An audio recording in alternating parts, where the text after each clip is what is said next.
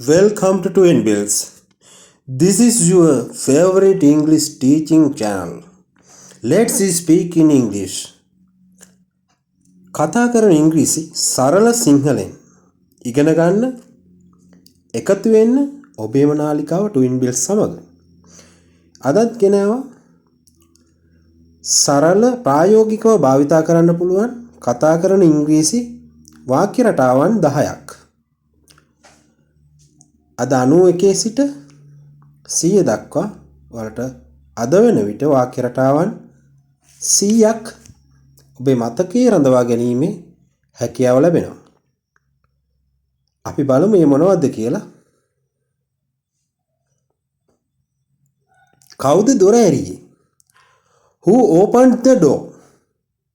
කවුද දොර ඇරියේ? Who opened the door? මේකේ open කියන එක past tense verb එකක් තියෙන්නේ. මේක අපිට වෙන විදිහකටත් භාවිතා කරන්න පුළුවන් වෙනස් කරලා. මෙහෙම පුළුවන් who went කවුද ගියේ?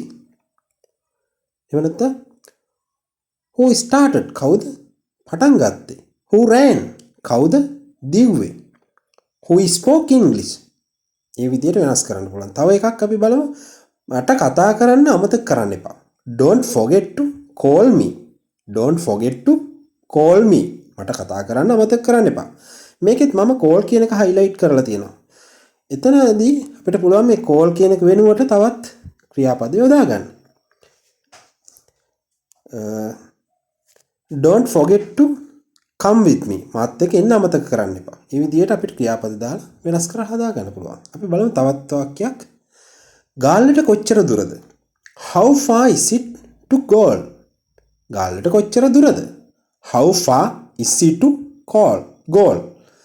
ඉතින් අපිට මේ ගාල්ලට කොච්චර දුරද කියන එක තවත් පුළුවන් අපිට යාපනයට කොච්චර දුරද? How far is it to Jaffna? How far is it to Kandy? නුවරට කොච්චර දුරද? How far is it to Colombo? කොළඹට කොච්චර දුරද? මේ විදිහට මේ වාක්‍ය රටාව තේරුම් ගන්න අපිට අවශ්‍ය විදිහට හදා ගන්න පුළුවන්. අපි තව එකක් බලමු. ඉන්න මම ඔයාට උදව් කරන්නම්.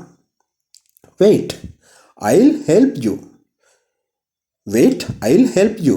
ඉන්න මම ඔයාට උදව් කරන්නම්. මේකෙත් අපිට මෙතන ගැළපෙන ආකාරයට මේ වාක්‍ය රටාවට සරල ක්‍රියාපදයක් යොදා ගන්න පුළුවන්.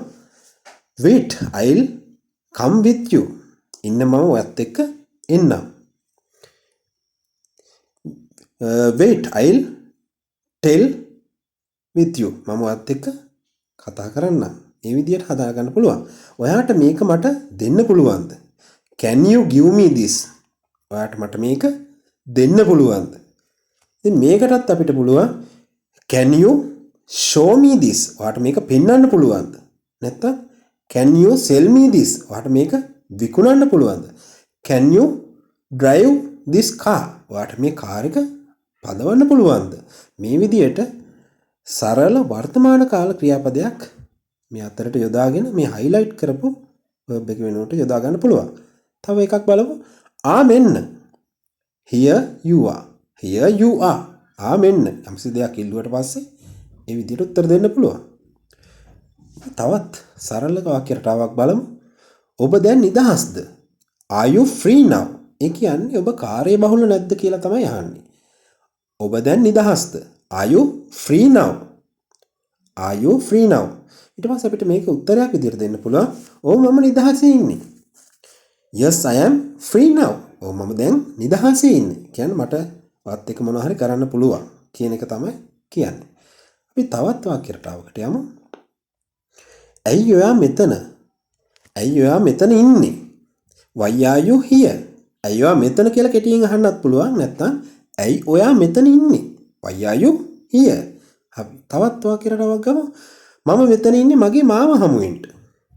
I am here to meet my uncle. I am here to meet my uncle. මම ඉන්නේ මෙතන මගේ මාම හමු වෙන්න.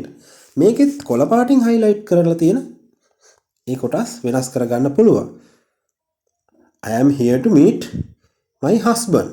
මම මගේ සැමියා හමු වෙන්න ඉන්නේ. I am here to meet my wife. මම මගේ බිරිඳ හමු වෙන්න ඉන්නේ. මේ විදිහට වෙනස් කරලා අවශ්‍ය ආකාරයට හදා ගන්න පුළුවන්.